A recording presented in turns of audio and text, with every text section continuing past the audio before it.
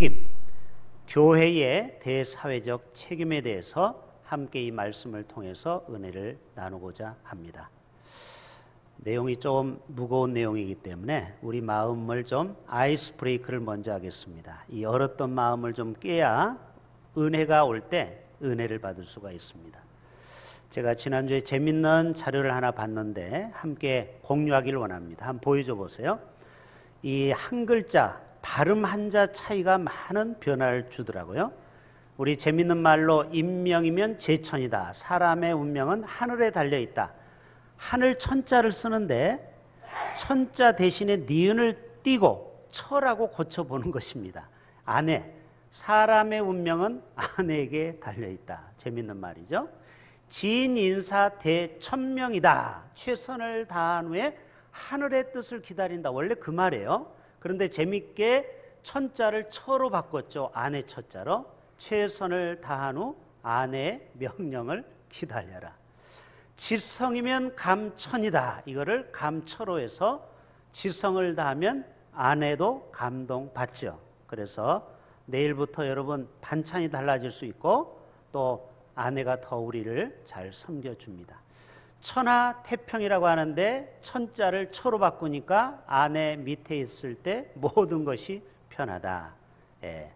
아내 말 듣지 않다가 우리가 사업을 잘못 투자하기도 하고 또 이렇게 담보를 잘못 써가지고 어려움 당하기도 하잖아요. 여러분 꼭 아내에게 물어보셔야 됩니다. 사필귀정이다. 이 말을 사필귀처다. 중요한 결정은 아내의 뜻에 따르게 된다. 근데 저는 이 말을, 이 첫자, 아내 첫자를 하나님으로 바꾸면 어떨까요? 신으로, 인명제신, 사람의 운명은 신에 달려있다. 이해가 되시죠? 진인사 대신명, 최선을 다한 후 신의 명령을 기다려라. 이렇게 응용을 해도 되겠습니다. 들어가도 돼요. 오늘 마태복음 5장, 6장, 7장은 우리가 잘 아는 산상수훈이죠. 예수님이 제자들을 산에 데려가서 특별 특강을 하는 것입니다. 왜 이 5장, 6장, 7장이 중요하냐면 우리는 하늘의 시민권을 가졌지만 내가 지금 발을 딛고 사는 이 땅에 살고 있다라는, 그래서 이 땅에서 어떻게 우리가 살아갈지 이 실천적인 윤리 강령과 같은 내용이 바로 5장, 6장, 7장이에요.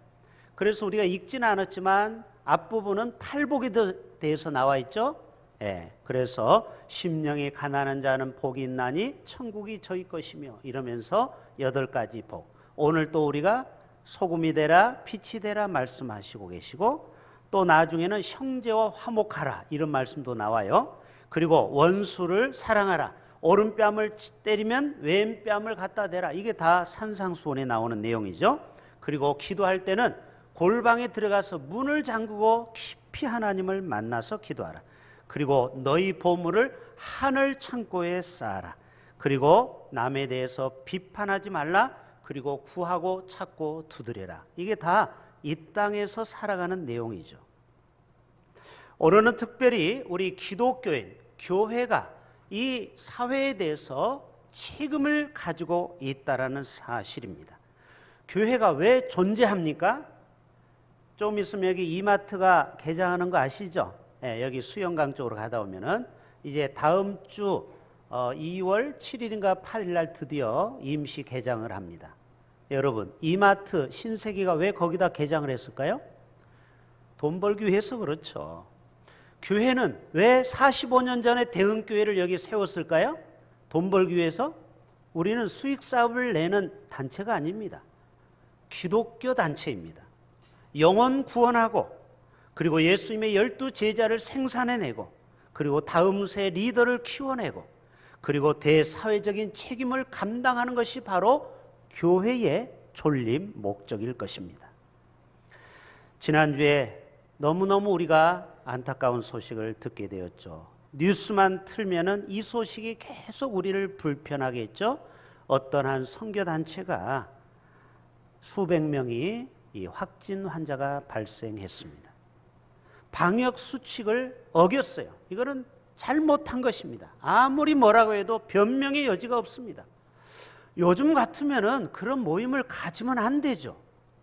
집회를 가지면 안 되죠. 그 좁은 데서 바글바글하게 기숙하고 거기서 생활하니까 하나님이 지켜주실 것이라는 잘못된 신앙, 이것이 얼마나 무서운 신앙인지 모릅니다.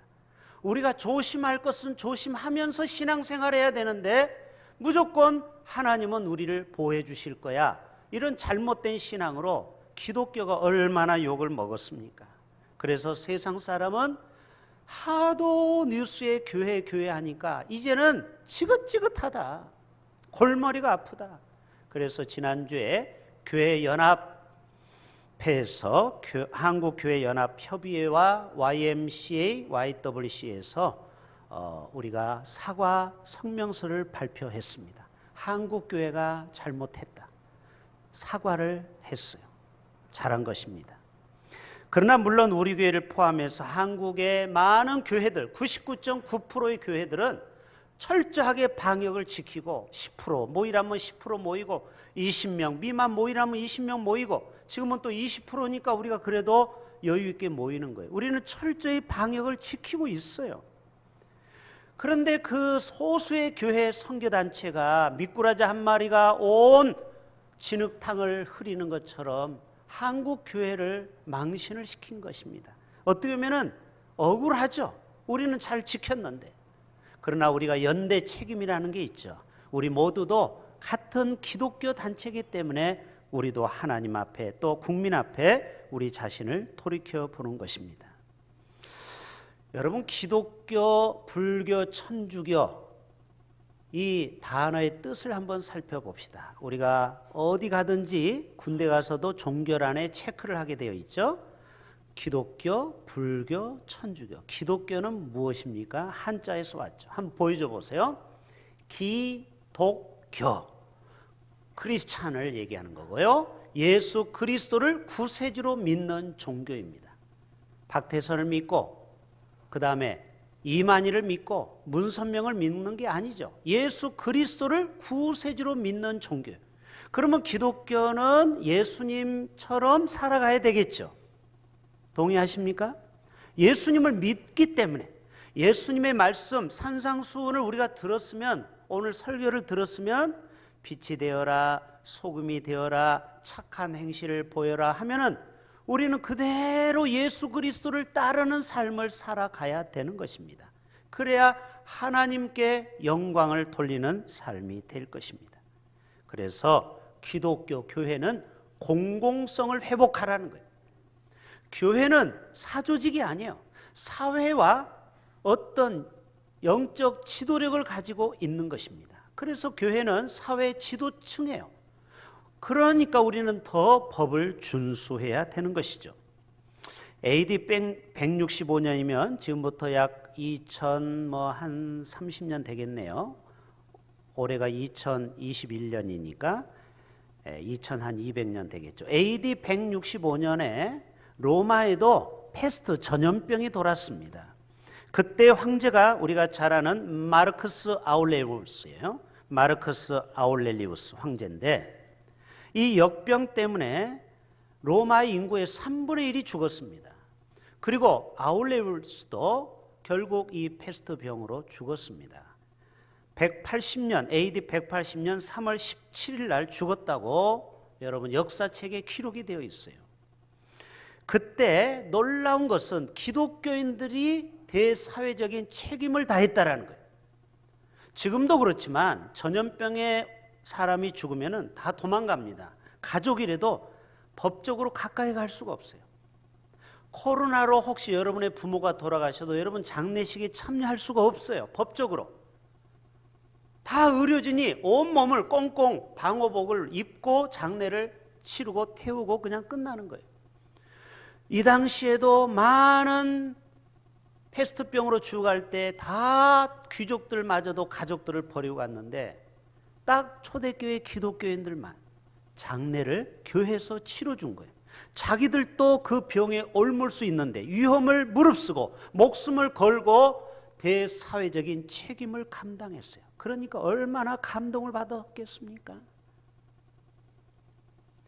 그때 3세기 프랑스 파리의 초대 주교인 디오니시우스는 이렇게 글에 썼습니다. 위험에도 불구하고 그들은 환자들을 돌보았다. 그리스도 안에서 환자들의 필요를 돌보며 간호했다. 그리고 환자들과 함께 평화로이 이 땅에서 삶을 마감했다. 무슨 말입니까? 돕다가 자기도 이 병에 걸려서 같이 죽어갔다라는 거예요. 그러나 저들은 한 번도 억울한 얘기를 안 했어요. 이것이 바로 세상에서 너희는 소금이요 빛의 직분을 감당하는 대사회적인 책임을 감당하는 기독교의 참 모습인 줄로 믿습니다.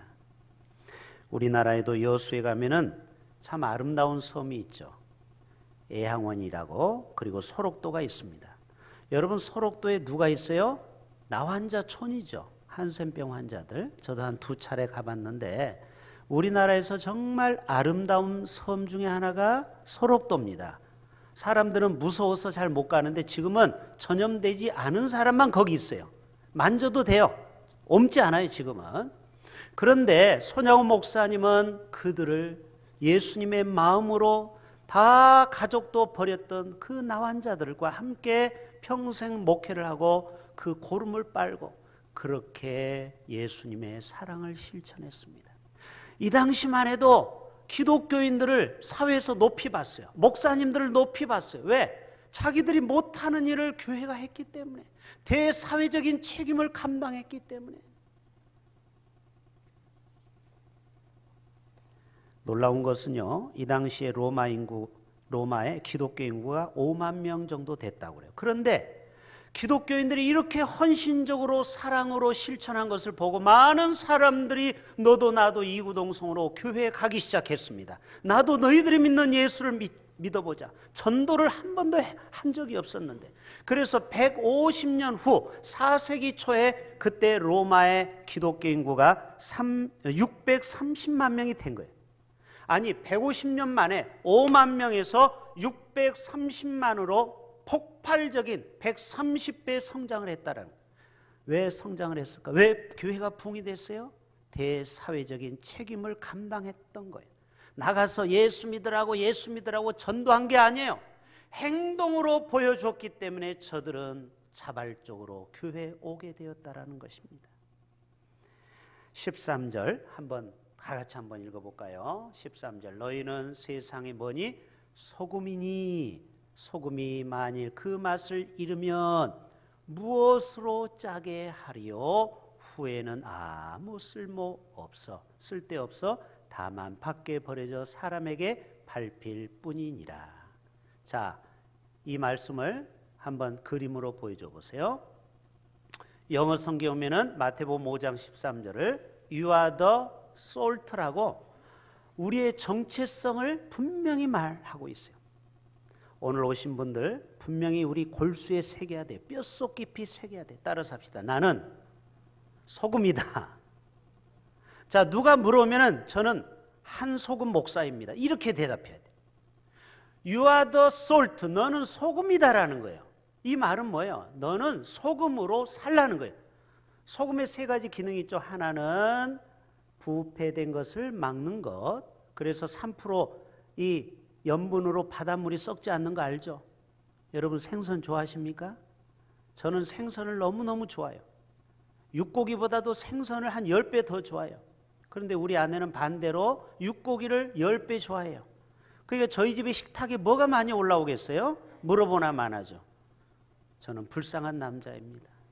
근데 아무튼 너희는 소금이다. 소금, 그 바다에 수많은 종류의 물고기가 썩지 않아요. 여름에도. 왜 썩지 않아요? 그 3%의 염분 때문에. 그런데 우리나라는 거의 15%, 20%가 크리스찬 아닙니까? 그런데 여전히 세상은 오염되어 있지요. 그러면 문제는 누구냐? 내가 소금 맛을 안 내는 거죠. 내가 소금이 아닌 거죠. 우리 모두가 소금으로 살아갈 수 있기를 축복합니다. You are the salt. 그 다음 14절 미리 봐요. You are the light. 이거는 우리에게 아예 너의 정체성은 뭐냐? 빛으로 살아가라는 거예요. 어둠의 일을 벗어버리고 이제는 너는 빛이라는 거예요. 등대 그림 나오죠? 여러분 깜깜할수록 빛이 더 환하게 비치죠. 너는 소금이요 빛으로 살아가라는 것입니다. 여러분 소금은 두 가지 제가 얘기했죠. 썩는 것을 막고 또 하나는 소금은 이 맛을 음식의 맛을 내고 또 하나는요 소금 언약 개념이 있어요. 자, 두 구절 봅니다. 레위기서 2장 13절 내 모든 소재물에 뭐를 쳐라? 소금을 치라. 예배 드릴 때도요 소금을 쳐야 돼요. 이 자리가 소금을 뿌리는 자리예요. 우리의 부패된 심령을 다시 한번 다잡는 시간이에요. 내 하나님의 언약의 소금을 내 소재에 빼지 못하 반드시 예물에는 소금을 드려야 돼요. 소금은 변치 않는다 이 말이에요. 자, 여러분 소금을 저희 집에도 소금을 밖에다 내놨는데 소금은요 1년 2년이 가면 변해요 안 변해요? 자, 우리 여자 성도님들 안 변하죠. 여름 됐다고 해서 변하지 않아요. 곰팡이 안 슬어요. 소금은 영원히 소금이에요. 이게 소금 언약이에요. 하나님과 우리 사이에 변치 않는 약속을 얘기하는 거예요. 너와 나는 변하지 않아. 환경에 변하지 않아. 내가 너희를 사랑하고 축복했다고 하면은 영원히 사랑하고 축복하는 거지 어떤 환경과 조건이 달라졌다고 해서 내가 너를 버린다 이게 아니라는 거예요. 소금 언약. 자, 그 다음에 역대하 13장 5절 같이 읽어요. 이스라엘의 하나님 여호와께서 소금 언약으로 이스라엘 나라를 영원히 다윗과 그의 자손에게 준다고 그랬어요. 여러분 다윗이 실수하지만 하나님이 언약 때문에 그의 왕권을 지켜준 거 아시잖아요. 우리는 허물이 많아요. 죄악이 많아요. 그러나 하나님은 소금 언약으로 우리를 변치 않는 약속으로 우리를 붙드는 거예요. 감사하죠? 이게 은혜죠. 13절 다시 한번 봅니다. 너희가 세상의 소금인데 만일 우리가 맛을 잃어버리면 어떤 방법으로도 짜게 할 수 없답니다. 그 다음 말씀이 무서운 말씀이에요. 후에는 쓸모가 없기 때문에 버린다라는 거예요. 버린다라는 거예요. 그리고 사람들이 그거를 짓밟고 간다라는 거예요. 한국교회가 왜 세상에서 짓밟힘을 당합니까? 바로 우리가 맛을 잃어버렸기 때문에 그렇습니다. 누가복음 14장에도 이런 말씀이 있죠. 소금이 좋은 것이죠. 그리고 소금은 귀한 것이에요. 소금도 만일 그 맛을 잃으면 무엇으로 짜게 하리요? 보세요. 땅에 아무 쓸모없는 게 소금이에요. 맛을 잃어버린 소금이에요. 그리고 거름에도 쓸 데가 있어요? 없어요? 없어요. 이거는 애물단지예요. 애물단지. 맛을 잃어버린 소금은 아무 쓸모가 없는 거예요. 여러분 어떤 조직에도 꼭 필요한 사람이 있고 있으나 많은 사람이 있다고 하잖아요. 또 없어야 되는 존재가 있다고 했죠. 우리는 항상 필요한 존재, 있어야 되는 존재, 그 사람이 없으면 안 돌아가야 돼요. 그 조직이 그만큼 필요한 소금 같은 빛 같은 존재로 우리를 빚어주신 줄로 믿습니다. 이걸 적용해 볼까요? 여러분이 학교에 가서 소금이 돼야 돼요. 직장에 가서 소금이 돼야 돼요. 빛이 돼야 돼요. 예를 들어서 학교에서 다 컨닝하고 그게 일상화가 됐어요. 그런데 내가 소금이요 빛이면 어때요? 안 돼 얘들아, 컨닝하지 마. 이건 불법이야. 아이고 야 누가 요즘 컨닝 안 하냐? 다 조금씩 하지 이 바보야. 그래도 우리는 소금의 맛을 내야 되는 것입니다. 직장에 가서 2차 3차 가고 이중장부를 써도 세금 포탈하려고 해도 정직하게 세금을 꼬박꼬박 내는 거예요. 이게 소금이요 빛이죠. 소금이 얼마나 귀하냐면요, 고대 유럽에서는 귀한 손님이 오면은 소금을 찍어 먹는 요리를 만들어 준대요. 우리 백수 갈 때 소금 없으면 꽝이죠. 그래서 레오나르도 다빈치가 최후의 만찬 그림을 그렸는데 거기에서도 소금이 나와요. 자, 한번 보여줘 보세요. 자, 여러분에게 물어볼게요. 저 제자들 중에 누가 가룟 유다일까요? 오른쪽부터 몇 번째? 예수님이 오른쪽에 계세요. 몇 번째? 지금 돈 뭉치를 가지고 있죠? 은 30에 신났어요. 이거 지금 써먹을 걸 생각하니까 뭐 정신이 없어요. 지금 오버하고 있어요. 자, 몇 번째? 세 번째죠. 우측에서 세 번째. 그런데 거기 하얀 표시를 해놨어요. 그게 뭘까요? 뭐가 쏟아졌죠? 그게 바로 소금입니다. 소금. 고급 음식점에도 스프가 있고 소금이 있는 것처럼 항상 진열을 디스플레이를 해놔요. 소금을. 그런데 이 가룟 유다가 너무 돈 주머니를 가지고 있으니까 흥분해가지고 오버해가지고 얘기하다가 소금이 쏟아진 그림이에요. 아니, 보이십니까? 소금이 이렇게 엎어져 있는 그림? 그만큼 유럽에서는 소금이 진귀한 것으로 평가가 되는 것입니다. 교회의 본질은 바로 소금의 맛을 내야 되는 거예요. 그런데 이 맛을 잃어버리는 순간 이거는 아무 쓸모가 없는 존재가 되어 버린다라는 거예요. 자, 빛에 대해서 14절 한번 볼까요? 같이 봅니다. 너희는 세상의 빛이라. 산 위에 있는 동네가 숨겨지지 못할 것이요. 우리가 예수 믿는다라는 거 이 동네 사람, 내 아파트 사람 다 알아요. 아무리 내가 아니라고 해도 다 이미 소문나서 알아버렸어요. 그럴 때 우리는 이 세상을 밝히는 존재가 되어야 되는 것입니다. 이 세상은 어둠의 세상이죠. 그래서 빛으로 오신 예수님이에요. 자, 이 땅은 죄가 참 많죠. 거짓과 사기가 얼마나 끊임없이 이 땅을 뒤덮고 있습니까? 지난 한 해 동안 이 보이스피싱으로 피해본 사람이 6천억 원이 넘는다고 합니다. 신고하지 않는 사람까지 하면 1조 원이 넘는 거예요. 이 돈을 다 이 사기꾼이 빼가리는 거예요. 여러분 얼마나 억울합니까? 일평생 모은 돈을 보이스피싱에 빼앗겨버려요. 제가 전에 교회에서 섬겼던 교회 한 60대 여자 집사님이 급하게 전화가 왔어요. 목사님 큰일 났어요. 우리 아들이 대구에서 근무하는데, 우리 아들이 소방서에서 근무하는데 회사에서 다쳐가지고 병원에 응급실에 실려갔어요. 그런데 병원에서 500만 원을 빨리 붙이랍니다. 여러분 이게 말이 됩니까? 제가 그랬죠. 집사님 이상한데요? 그렇게 500만 원 병원에서 돈 붙이라고 안 하는데요? 잠깐 기다리세요. 제가 전화를 했어요. 저는 교인들 다 전화번호를 다 저장을 해놨기 때문에 어린아이까지. 그래서 전화를 해보니까 마침 전화가 걸린 거예요. 아들이 대구 사무실에서 일을 해요. 그래서 전화를 끊고 빨리 전화했죠. 농협으로 가는 발걸음 빨리 교회로 오라고. 그래서 목양실로 왔어요. 아들 잘 있답니다. 전화해보세요. 그 자리에서 전화를 했더니 막 거기서 펑펑 우는 거예요. 아들 너 안 다쳤니? 다치긴 뭘 다쳐. 지금 직장에서 근무 잘하고 있는데. 이 사기꾼이에요, 사기꾼. 여러분 이런 악한 세상에 지금 얼마나 이 보이스피싱이 우리를 돈을 빼가는 아주 사악한 무리가 있는지 몰라요. 너희는 이 마지막 시대에 음란과 술 취함과 방탕을 버리라고 했어요. 안타까운 일이 우리나라에 벌어졌죠. 이 횡단보도 한 20초밖에 안 되죠. 그 녹색불을 이렇게 거닐고 있는데 음주운전자가 그만 27세 대학생 대만 여학생을 치고 가서 결국 죽고 말았죠. 이 대만, 우리나라 유학 온 대만도 우리나라 수준만큼 잘 사는 나라입니다.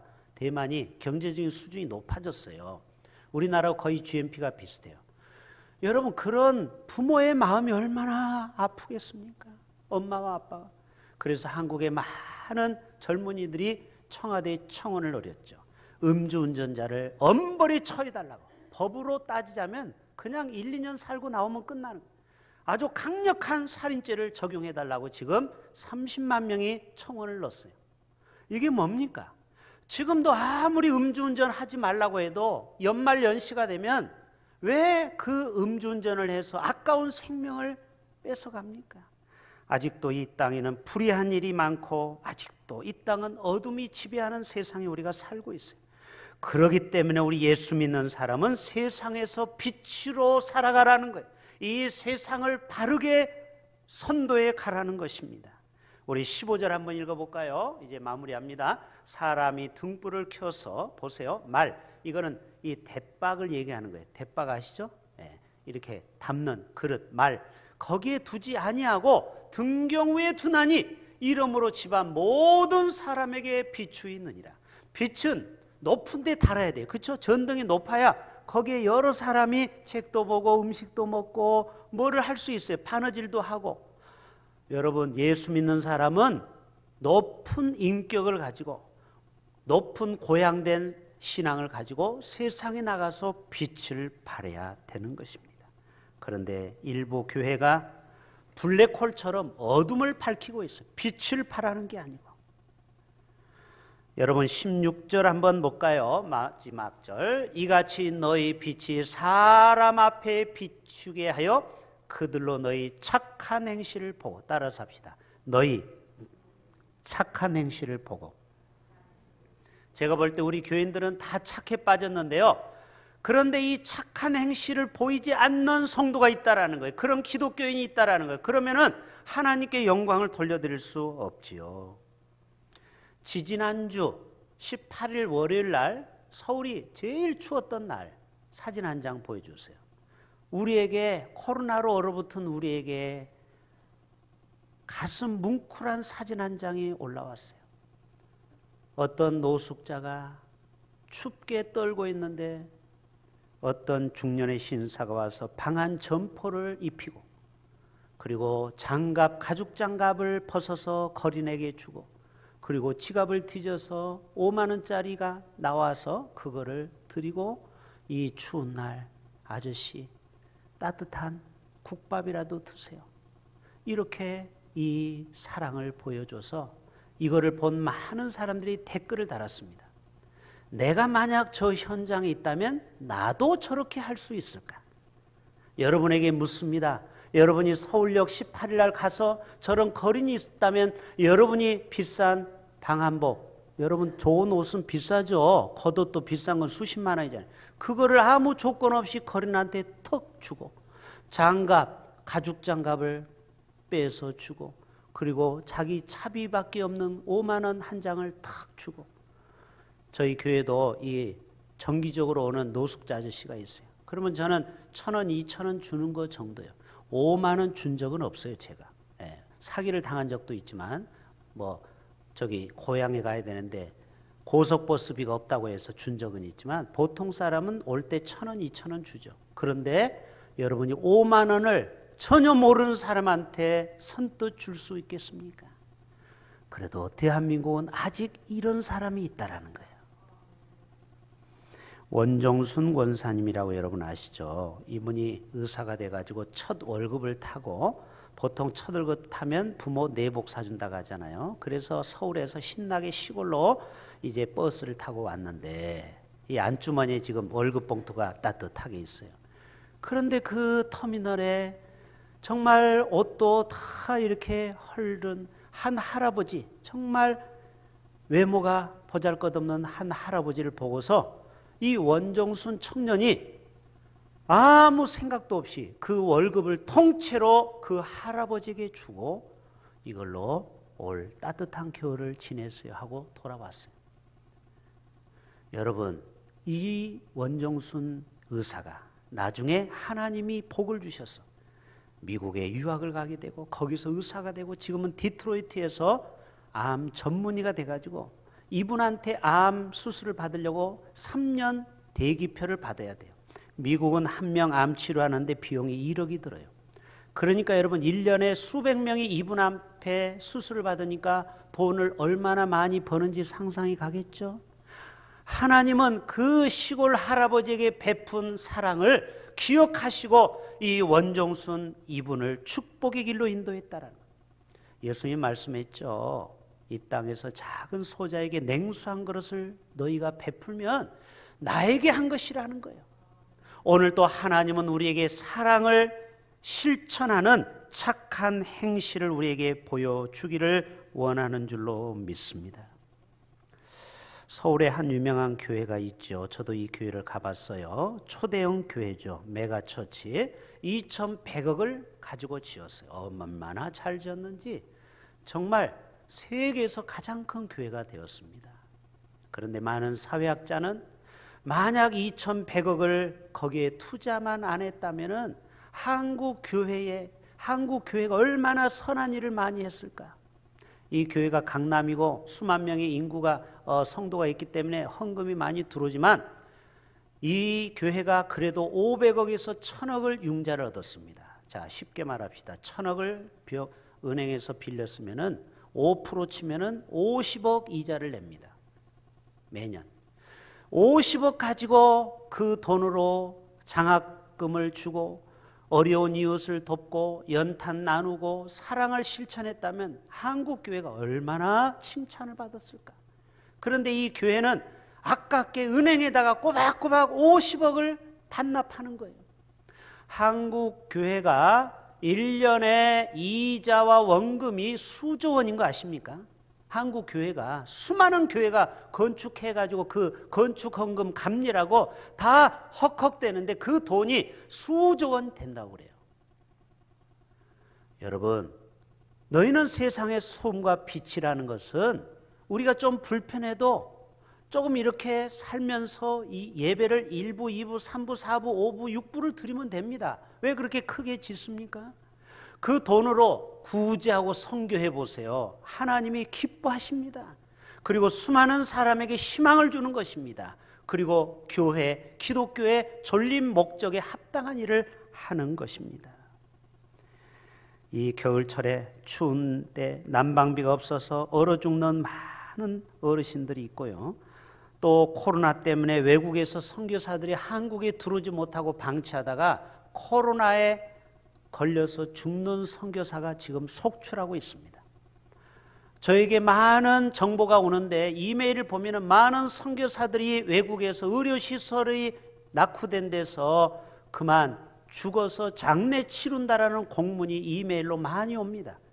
그분들은 한국에 살았다면 죽지 않는데 외국에 살았다는 한 가지 이유로 약 10배가 더 치사율이 높아요. 외국은 아시죠?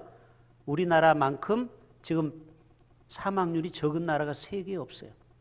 여러분, 이 선교사들을 초청해서 한국에서 지낼 수 있도록 집을 주고 이분들을 먹고 살 수 있도록 하는 교회가 많아졌어요. 바로 교회는 그런 일을 하라고 교회를 세웠다라는 거예요. 바로 소금과 빛이 뭐냐? 하나님이 기뻐하시는 일을 하는 겁니다. 우리끼리 쎄쎄쎄하고 잘 먹고 잘 사는 게 아니고 이 땅의 열방의 어려운 나라, 어려운 선교사, 그리고 지금도 개척교회를 하는 수많은 어려운 교회를 우리가 돕는 거, 이게 바로 교회가 대사회적인 책임을 감당하는 것입니다. 그러나 아직도 한국교회는 소망이 있어요. 많은 교회들이 구제와 선교를 합니다. 지난주에도 부산 성시와 운동본부와 연제구 목회자연합이 연제구청에 가서 구청장님한테 온누리 상품권 400만 원을 우리가 전달해 드렸어요. 자, 한번 보여줘 보세요. 그 사진은 안 나오고 요거에 우리 동네 전통시장 살리기 해서 그 10만 원권 온누리 상품권을 40명에게 연제구의 어려운 이웃들에게 주라고 우리가 교회 이름으로 줬어요. 그래서 약 1억 8천만 원을 가지고 지금 어려운 이 코로나로 어려운 모든 사람들에게 사랑을 보였어요. 17개, 16개 구군 시에다가 구에다가 다 전달을 했습니다. 여러분, 이럴 때 구청 직원, 예수 안 믿는 구청장 감동 받을까요, 안 받을까요? 아니, 감동 받을까요, 안 받을까요? 감동 받죠. 말로만 사랑, 말로만 선교가 아니고 물질로 실제로 가서 그분들에게 400만 원, 500만 원을 주고 오니까 저들이 교회에 대해서 얼마나 요즘 교회에 대한 이미지가 안 좋습니까? 여러분, 교회가 대사회적인 책임을 하는 것은 곳간을 열어야 되는 것입니다. 말로만 사랑해서는 되는 게 아니에요.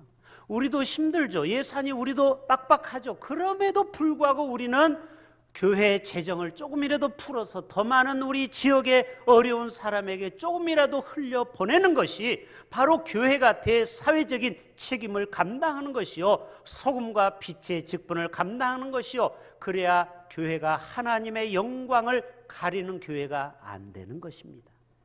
여러분, 마음을 좀 바꾸십시오. 생각을 바꾸십시오. 아니, 목사님, 우리 교회도 어려운데요, 왜 남을 돕습니까? 주님의 마음이 아닌 거예요. 주님의 마음은 나도 어렵지만 그래도 작은 걸 가지고 그래도 베풀라라는 거예요. 섬기라는 거예요. 하나님은 그럴 때 놀랍도록 채워주실 줄로 믿습니다. 이 시간 다 같이 우리 찬양팀 나오셔서 우리 세 가지 기도 제목 가지고 결단 기도하고